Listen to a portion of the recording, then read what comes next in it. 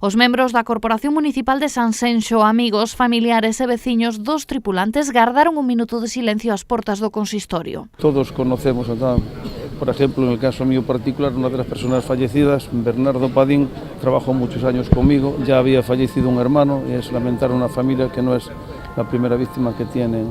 Y bueno, pues son momentos muy tristes y aquí somos un pueblo pequeño, nos conocemos todos, pero sobre todo la gente del mar la conoce todo el mundo. Estar aguantando aí, apoyando as familias, que é o máis importante, as persoas son máis importantes. O regreso a casa do buque truncouse despois de descargar a súa pesca no porto da Coruña. Ninguén se explica aínda que foi o que puido pasar, xa que a zona ten un importante calado e o barco era un dos mellores da flota portonovesa, tal e como sinalou o expatrón maior da localidade. Pero algo pasou no casco dentro do barco, que o inundouse, sin darse conta, eso provocou que perdera a estabilidade do barco. É moi difícil agora concretalo, pero é que queremos encontrar explicacións ao que pasou e para nós é moi difícil. Viñan en ruta, non estaban traballando, unha cousa moi extraña que un barco tan capaz, tan ben montado e tan ben amarrado que teña un problema así, é unha cousa moi extraña, pero...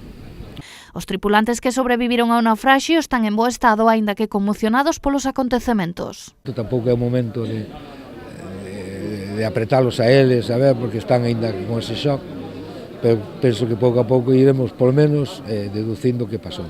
Manuel Serén, Bernardino Padín e Teófilo Rodríguez son os tres falecidos polo de agora a falla de que se atope a Guillermo Casais, que é o único desaparecido.